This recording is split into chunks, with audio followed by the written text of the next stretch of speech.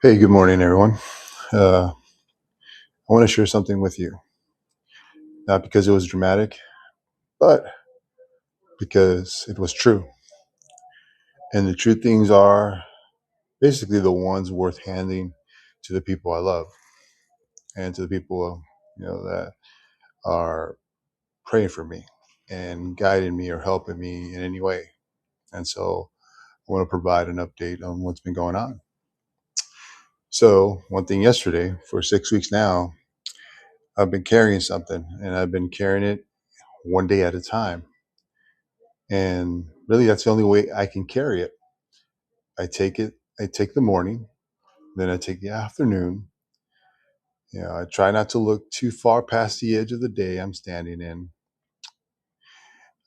My mind has been merciful that way, handing me this in pieces small enough to survive or to push through. But yesterday, the partition dropped. All 6 weeks arrived at once for some reason, not as days, but as a single weight. I felt the full heaviness of this whole thing and the full length of it pressed down in the same breath. And I'll be honest with you, that is a heavy thing to stand under. And I'm not going to pretend it wasn't. It was a challenge. I'm not going to dress that or put lipstick on a pig. I'm not going to dress up that word to make it easier to hear because I think I owe you honesty. There are moments when, the road is generally hard. And the only dignified thing I can do is call it what it is. In that book, Man's Search for Meaning, I think Viktor Frankl, if you ever get to read that book, read it. The psychiatrist he found that people can find meaning in the darkest place. Okay, or let me put it. So Viktor Frankl, okay, really, he was part. He was in a concentration camp. So it's a great book, and he is a psychiatrist who really found meaning in the darkest place a human being has ever stood. And what that book taught me is it taught me something I've never let go of. He said, he wrote, suffering stops being just suffering the moment it finds meaning. The pain doesn't vanish, but it gets a direction. It starts to point at something. He liked to say that the man who has a why to live can bear almost any how. And I've come to believe that my deepest why isn't an idea at all. It's a person. My why has a name, and his name is the reason I'm still standing. So, God and Jesus really are my why, and have faith in me.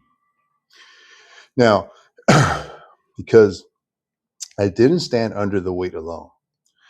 When the whole length of it came down on me, I prayed. Not eloquently, not with the polished words you'd expect from a guy who writes them for a living. Sometimes my prayer was just refusing to let go of the rope, just saying his name and meaning it with everything I had left. And he kept me. That's my testimony today. Not that the weight got lifted, it didn't, but that I was held underneath it. I've leaned my whole body against one promise. I can do all things through Christ who strengthens me. Not some things, but all things.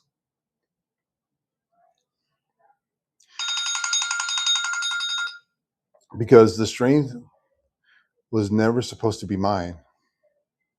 I'm not the source, I'm just the vessel. And here's where it turned for me. Once I prayed, once I've been steadied, I stopped staring at the whole mountain. I can't climb a mountain by staring at the summit. I climb it by finding the next handhold and trusting my weight to it. So I stopped looking at everything at once and I just looked at the task in front of me. I just looked at the task in front of me, the next right thing. And as I did, that old promise proved itself again. Right there in real time, okay? Those who wait on the Lord shall renew their strength. And I felt it arrive. Renewed strength isn't the strength I walked in with. It's given, and it came. And it came with gratitude. And I want to be precise about this because it matters to me. The gratitude didn't show up by accident the way good weather shows up. It came because I turned toward it. I've learned that gratitude isn't only a feeling, it's a direction I point my soul. And when I point it rightly, the feeling follows. The energy came back, okay, not a blaze. I've gotten suspicious of blazes because they burn out. What came back was something steadier than that, a steady flame. That's enough light to see the next step and enough warmth to keep going. And in that steadiness, I thought of you guys, thought of everybody.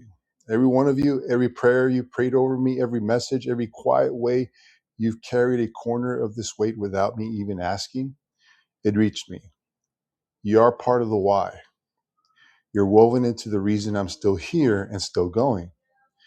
And I needed you to know that the moment found me and that I came through it. So, this is my report to the people I love. Yesterday, I felt the full weight and the full length of these 6 weeks all at once. It was hard. I told the truth about that. I prayed, and God kept me. I turned to the task, and the strength was renewed, and the gratitude came, and the energy with it, steady and enough. I'm still here. I'm still going, and by His grace, going steadily and still going. So thank you. I love you all. So, and Godspeed.